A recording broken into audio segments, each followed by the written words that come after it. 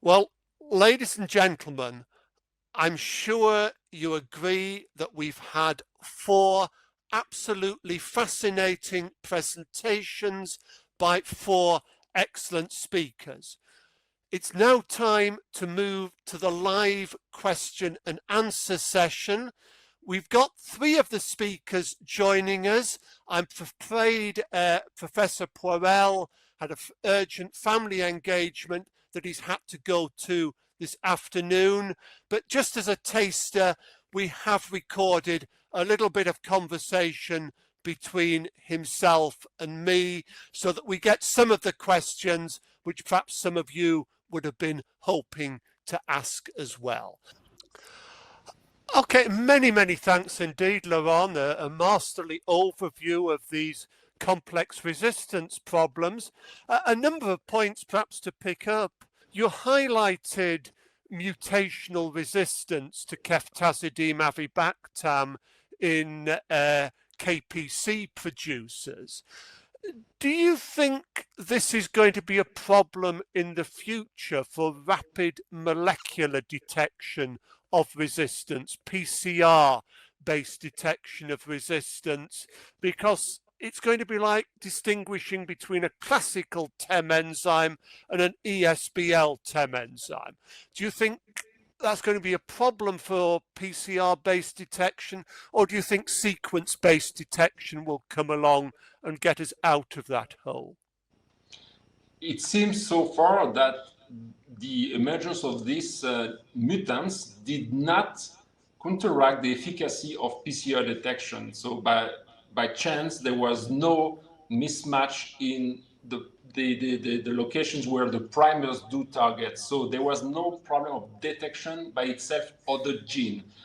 Then to figure out whether detection means a key PC conferring resistance to ceftazidime or not is another issue that, as you said, maybe molecular detection may not be able to answer to. So we probably would need either sequencing or to have the possibility to target these specific regions where there are some mutations. But isn't it an argument, in fact, in favor of rapid phenotypic testing? Because assuming the phenotypic test can be extended to ceftazidime avibactam or meropenem vabibactam or whatever, it does give you a direct test of susceptibility, which will reflect whether it's classical or mutated KPC enzyme. Yeah, you're absolutely right. That is in favor of susceptibility evaluation, because as I mentioned during my talk, you see here that there is very often an opposite effect on carbapenem. So you may have this kind of selection of KPC variants leading to resistance to ceftazidime, and in the meantime, you may recover susceptibility to carbapenems. And molecular testing will not tell whether this KPC is indeed still conferring resistance to carbapenems or not. So susceptibility evaluation would be absolutely required in that case. Indeed, and at present these are rare things which are selected during therapy, but give it 3 or 4 years, mutants may be circulating to a significant extent. We'll have to wait and see. You say, and rightly, that we need to get control of carbapenemase producing Enterobacterales. But how exactly are we going to do that? So far as I'm aware, there's only one country that's really achieved national control once the problem started to rise, and that's Israel. And it's in the specific circumstances of hospital spread of clonal sequence type 258 Klebsiella. Can that experience be translated to other species, to other carbapenemases, to other countries? The issue is that in countries where there is somehow endemicity of some carbapenemase producing E. coli, the concern is really different from the one that you referred to. indeed, when we are dealing with Klebsiella pneumoniae, this is mainly nosocomial infections. It's, I would say, more easy to implement infection control measures, to implement any kind of innovative strategy to counteract this dissemination within hospital settings. When you know that the problem and the reservoir is also in the community, there is little chance to have the possibility to interfere and to have the possibility to reduce this kind of spread pretty efficiently. I agree absolutely and completely. And if one looks to countries like India, for example, where it's substantially NDM and linked to E. coli, or even North Africa, where it's OXA48 spreading among Enterobacterales, the control has to be that much harder. Anyway, many thanks indeed. We could go on with this conversation for ages, but we have to fit in all the other presentations as well. Thank you, Laurent. Thank you. It's now time to move to the live question and answer session. So if you'd type those in to the chat facility, the question and answer facility rather, then we can pick up on a selection of them. Well, good afternoon, ladies and gentlemen.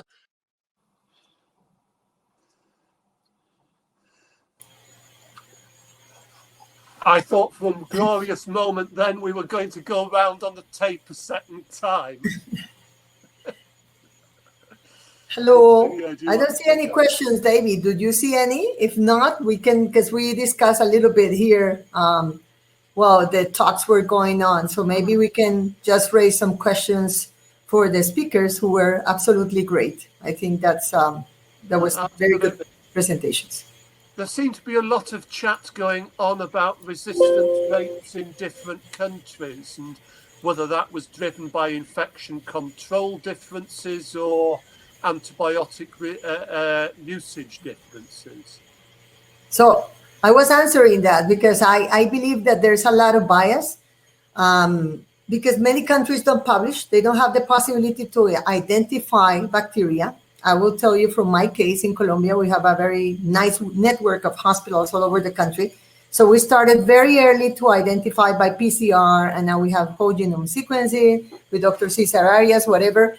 But that's a problem. People don't publish in English. Number one, they don't have the isolates. Number three, we have an infection control problem. I think that's one of the reasons. Also poverty. So a lot of patients in the same room many times. So it's much easier to do that. Over the counter prescription. So all of that, but don't forget publications are very biased. How many are accepted from many countries? So if they are not very interested in that precise topic, they won't accept it. So we have had a lot of problems trying to publish something that is really interesting. So we have to do something about it. If you really want to have data of Latin American countries and low and middle income countries, we have to change the way of publishing, at least to have an idea. So that's my position about that. But there are many other interesting issues. For example, I would like the speakers to say, what would they do if they have a culture with a bacteria is susceptible to many things, but then in the PCR, you find that it has a KPC or an NDM or something like that. Would you cover it? Would you treat it? Would you include it in your prescription? What would you do? I mean, I think the first thing I would do is troubleshoot the heck out of that culture to make sure I wasn't missing anything. Because I'll tell you, 9 times out of 10, it's because there was a mix-up, or there was a mixed culture, or there's a lot of different things that can happen. We actually had a case like that just last week. So, I mean, I think that's always the first step. I tend to err on the side of looking at the more resistant results, unless it happens to be something that I know phenotypically is just not well expressed in some cases. I think the last thing you want to do is undershoot with your therapy when you have some evidence of resistance. Thankfully, with carbopentamases in the United States anyways, it doesn't come up all that often, but it's quite common with ESBL detection, which I think is a little bit more complicated to wrap your mind around. Yeah. Dr. Chavez? Oh, yes. I'll let you know something. We have a culture with multi-susceptible bacteria, and you may have genes that they are not expressing in these bacteria. So you can treat with, for example, carbapenem in a bacteria with a gene resistant, like a carbapenemase KPC or OXA48, but in that moment, this bacteria is susceptible to carbapenems. So it's a controversial thing. It's a challenge for us, for clinicians and for lab microbiologists. But we may have two populations, like Romney said, but we have also bacteria which do not express this gene in that moment. So we have some cases being like that. Okay. Unfortunately, we're picking up a lot of background noise there. I'm not certain if one of the speakers has got something on that generates additional sound. Sorry? I was getting a lot of background noise across that. Okay. But you heard my answer? Or Yes, Yes? I'm Okay. saying to the audience. Okay. That stopped it. I was going to ask you, though, also, Dr. Chavez, had I understood that for positive blood cultures, you're doing three things on all of them: conventional culture, PCR, and accelerate pheno. Okay. We don't do the three things simultaneously, okay?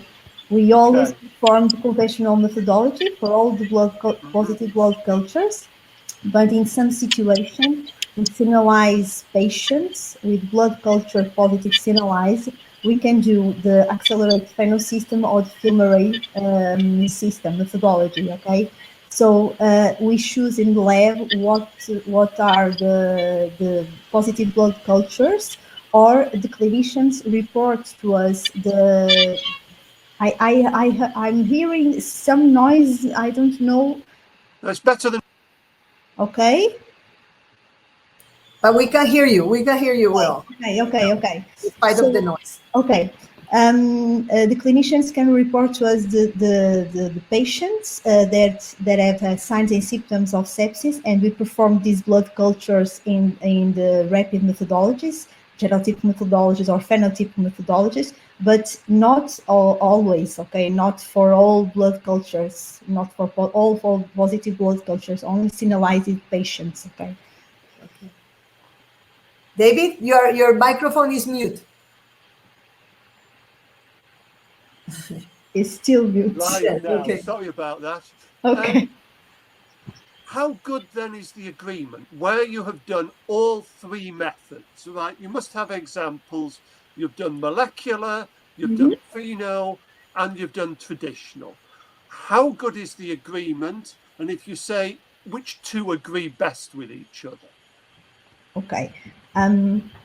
We can perform the conventional methodology, okay, and then the accelerated pheno system if you see at gram stain gram negative bacillus, and you can perform the traditional methodology and the accelerated pheno system if you see at gram stain bacillus gram negative, sorry, and from film array technology gram positive bacteria.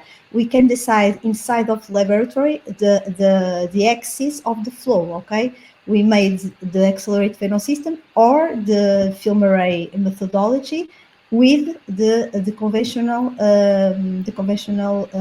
methodology with the blood culture, identification with Malvitov, and AST with microscan.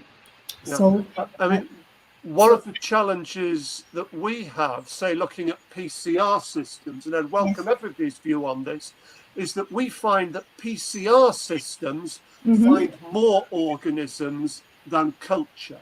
Okay. So And multiple hospitals, in some hospitals, conventional cultures, molecular finds a lot more. yes. In other hospitals, it finds a bit more. which tells you a lot about the hospital's normal reporting Okay. from respiratory cultures in this case. Okay.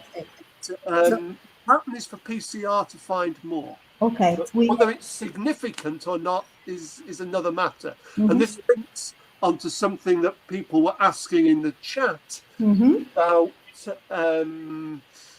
looking directly at clinical specimens rather than local. Okay. David, we have two kinds of samples, okay? We have the blood cultures and we have the respiratory tract system samples. In blood cultures, most of times we have one only bacteria, okay? True. And it's very easy or not, depends on situation, but we have only one organism, one microorganisms. In respiratory panels, we may have two microorganisms, three microorganisms, but with a film array system, we have the quantification of CFU, and we can suspect what is the bacteria that is causing the infection. And in these patients, we always perform a traditional method of culture, okay? And we make for these bacteria the AST from conventional methodology. We didn't perform only the PCR methodology, never. We do these methodologies on emergency on emergency shifts, okay? But in routine, we always perform the PCR methodology and conventional culture, especially for MICs or for antibiotics, and mainly for this quantification of bacteria in respiratory tract infections. In blood cultures, majority of times we have one bacteria, okay, or one fungal in blood. Okay. David, may I ask one question to Romney and Michael, because they have some similarities in the way. One of the things that we see is the rapid diagnostics are hard to measure. That's one of the big problems we have, the impact. So similar to antimicrobial stewardship, and now in the COVID times, it's hard. So it works, but prove it. In a large scale, I mean, in standardized way for everyone. So different outcomes plus severity of the patients are very hard. So what would you propose, Romney and Michael, in order that we have some data to do whatever we have to do as a clinician also? Michael, do you want to go first, and then I'll chime in? I think you're on mute. Yeah, you're mute, Michael.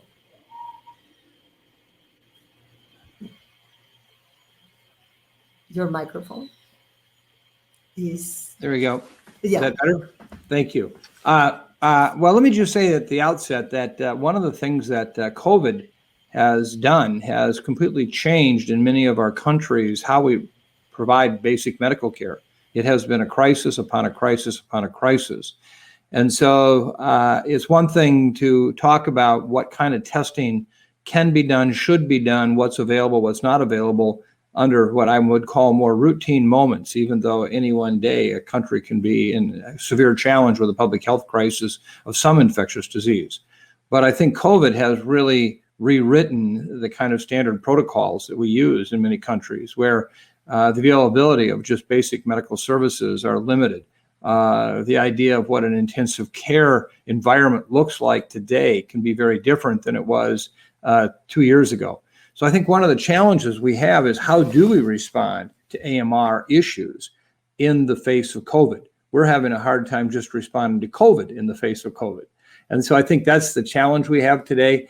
And I would not want to use what's happening now as what's normal. What I would say, however, is now is our new challenge is that we can expect that COVID is not going to go away soon. We've got 6.4 billion people, for example, living in low and middle income countries for which less than 1.5% of them have had any access to vaccine.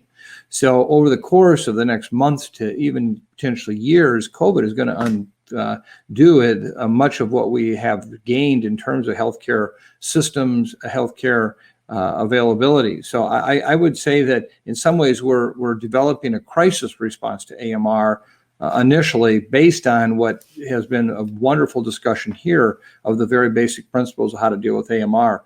But, sometimes if all you're given is a very, very simple tool or no tools at all because of the limits in the medical care, then you have to ask yourself, what is the standard of care and how do I do it best? So Romney, how's that? Absolutely. Is the implication of that we perhaps need to treat more people outside the hospital, more use of oral antibiotics, long half-life antibiotics? Well, I think we also need much more information on just how often someone with COVID actually is infected, co-infection with another agent. Right now, there's a tremendous amount of empirical therapy going on under the reason to suspect some other infectious agent.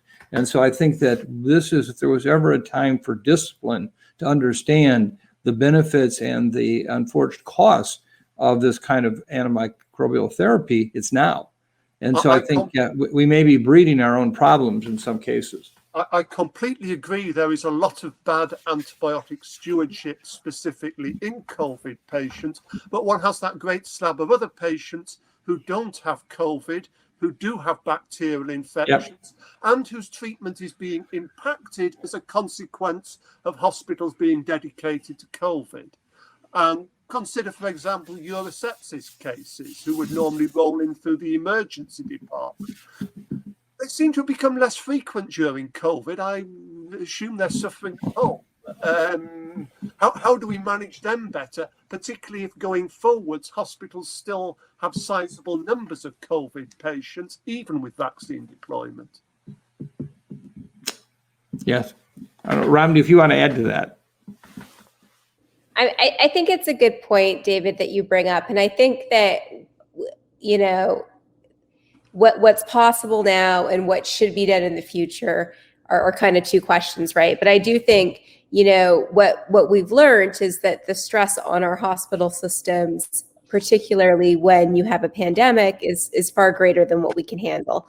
And so looking at who truly, and we've started doing this already, but I think perhaps COVID has kind of underscored the need for really being thoughtful about alternative care pathways for patients. And so perhaps if you're being able to do testing more at the point of care, more at the point of need, and send patients out even through telemedicine, I think that's a good opportunity. But again, you know, we're so reliant on our traditional culture, our traditional susceptibility tests that takes days to do, that those types of models are kind of challenging. You know, I'd say the one thing I've noticed coming to Tennessee sort of in the middle of the pandemic as well is patients. You're right, David, we don't see as many presenting early in their urosepsis type pathways, but we're seeing them present much later and having worse outcomes. And we've seen this for sexually transmitted infections. We've seen this for, you know, a variety of things that you think, wow, how did this get so far before the patient? And that's before we get the people whose cancer tests have been delayed, who present with later cancers and in consequence more vulnerable. Mike? I will say just one thing. Never before, antimicrobial stewardship and diagnostic stewardship had so much sense to implement in the hospital. And they dispersed at the beginning. It was very painful. And now it's coming back. So diagnostic testing, rapid testing is key to make good decisions in the patient's bedside. So I think that's really important. Yeah. And Romney, can I add one piece to that, one additional piece? One of the areas that we've also been learning about has been in this whole global response to the pandemic, that we have had a number of issues around product shortages, device shortages, clearly drug shortages themselves. And I think one of the things we haven't done also is assessed what has in the past been the routine availability of supplies. Of you know, simple things, that pipettes we don't think about. And so one of the things that has not yet really been measured is also the impact that supply chains have had on this major increased need for resources during this time, at a time when in many cases the actual production of those particular products has actually been diminished substantially. And so I think, you know, when we look at that, that too is something we have to go back later and ask ourselves, how do we scale up commercial product production for events like this, or do we? Or what do we assume will be the absence of those products in the market because of the challenges with the pandemic? So that's not often talked about, but we're very aware of shortages that have been very key in trying to run a clinical laboratory. Absolutely. And you think you've got 5 suppliers of a generic antibiotic, and then you find that they all depend upon the same supplier for a key intermediate to manufacturing it. And so if that supplier of the intermediate has a problem, they're all hit. And we were hit at the start of the pandemic by the extent to which we imported PPE, which then couldn't be got or could only be got at 20 times the normal price and so on. So absolutely hit.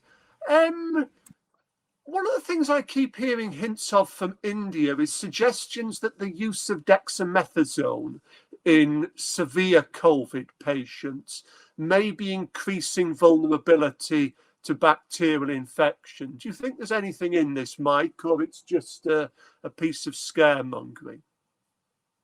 Well, I'm not sure I'm your best person to answer that, as I'm not a clinical microbiologist or someone there. So you might want to ask one of the clinicians here. Views? I think there's, for example, parasitic infections. That's one of the problems that we can see in countries that we have strongyloides and things like that. So most of the clinicians here, we give ivermectin, but just for that, not for the COVID per se in very severe patients. And of course, of the study with dexamethasone show a little bit of increase. I mean, the study clearly showed a little bit increase of bacterial infections, but the mortality impact was so clear that you have to be aware of those patients. And I would say I will use them. And then we'll keep an eye. And then is when diagnostics, clinical judgment, everything comes together in order, because that patient has a high risk now to become infected. And the fact that they stay in the ICU, for sure, your local epidemiology plays a very important role. So we are seeing a lot of KPC infections here, for example, in those patients. And Romney, I was very struck, and I've not looked at the poster, and that's remiss of me, by your quoting of Dr. McVeigh's work of almost a quarter of patients being on inappropriate therapy for their bacteremias when you looked at the pathogens. Was this because the sites were dealing with such a diversity of multi-resistant pathogens that whatever one did, you were likely to end up having inappropriate therapy? Or was it that they were following inappropriate guidelines in the first place? Now, if my guideline says give everybody ceftriaxone and there's a lot of ESBLs, well, frankly, I should have rewritten my guideline. Right. And I think that's what's sort of surprising about those data. And to your point, I mean, I think we all like to think our guidelines are very, very clean cut. And when we're starting to see resistance, we're going to revise the guidelines. I think that at an institutional level, we wind up relying on the antibiogram an awful lot, which is a good thing. But as you slice and dice your antibiogram to look at, just patients coming in through the ED or whatever, your numbers get pretty small, and it's kind of hard to have really well-informed treatment guidelines. So, I mean, the gram positives was purely driven by VRE, patients, coming in with VRE.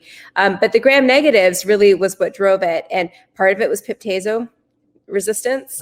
And then some ceftriaxone. Also in the hospital centers that participated, very few used ceftriaxone as an empirical sepsis therapy. So yeah, I was sort of surprised by that. And I'm sure the team will be digging into that more to really understand exactly what was driving that. But I think it's been supported in the literature and other studies as well. And so it is something I think we all just kind of need to really keep a frequent eye on, is that incidence of ineffective empirical therapy.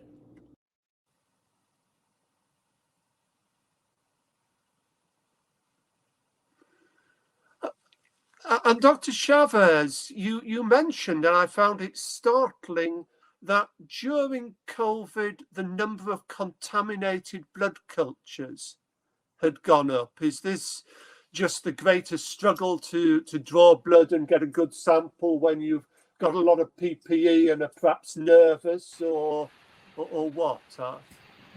So in COVID periods, we have an increase of blood culture contamination. And we have three major reasons for this problem. Many papers describe these reasons. I have some notes here. For example, one paper published in this July 2020 about reporting in New York City. We have another paper from Japan published in November 2020. And our hospital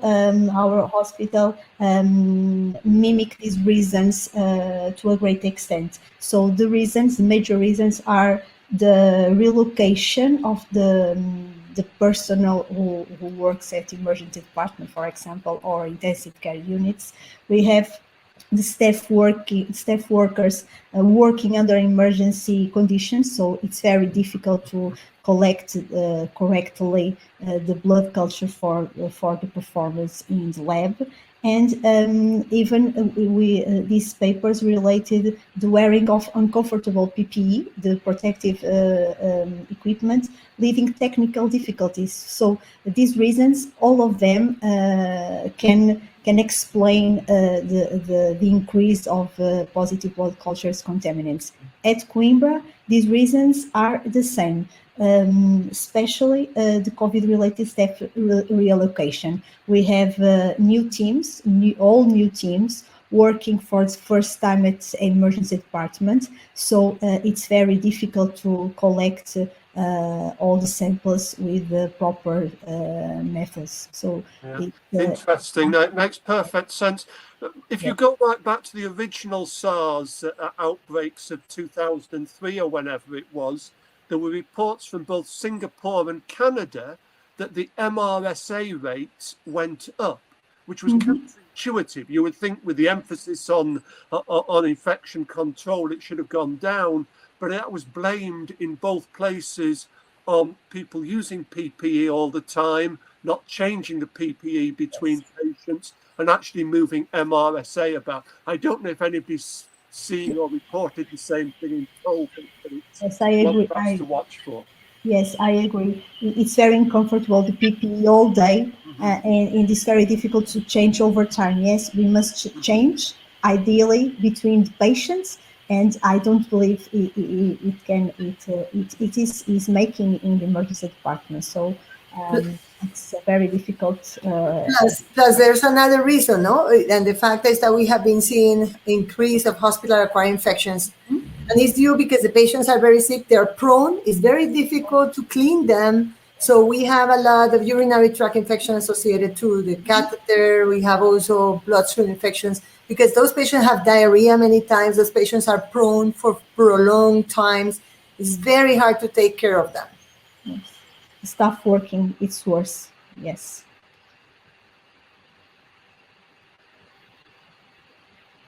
Well, I think we are running out of time, are we not?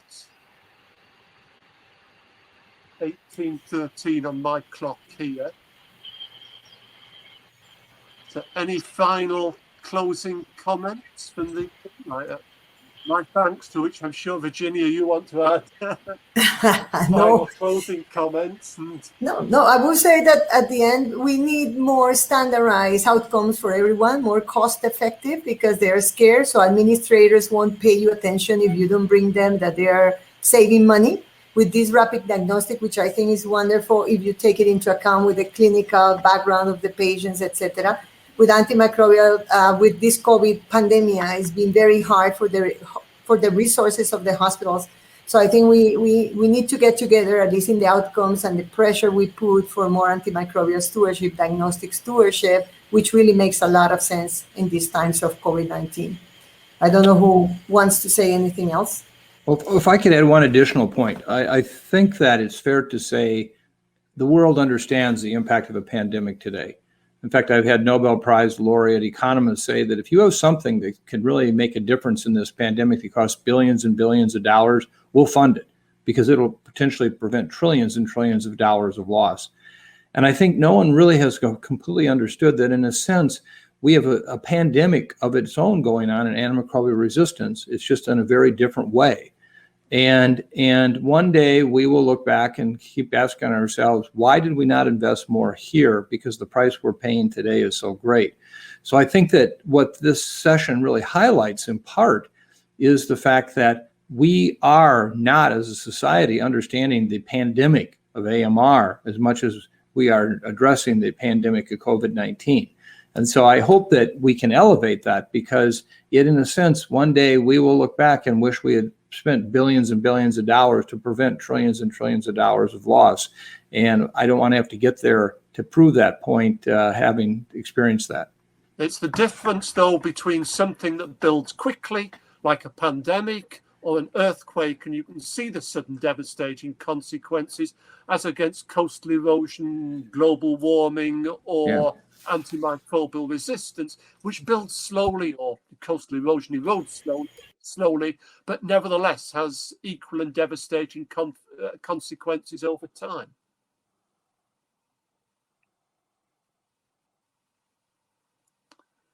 So, Virginia? No, I think it's time to say goodbye. So, David, it was a wonderful symposium. I enjoy every talk and all the discussions. So thank you very much for the speakers. They were absolutely great. And for David, always as a great moderator. So, David, last words. Well, my thanks to you, Virginia. My thanks to the 4 excellent speakers that we've had, to the audience who've stayed with us throughout. Not many questions have come in on the chat, but hopefully we've managed to pick up on some of the topic areas where comments rather than questions were being bounced around by the attendees. My thanks to Accelerate for the sponsorship of the session, and good luck and Godspeed. Thank you indeed.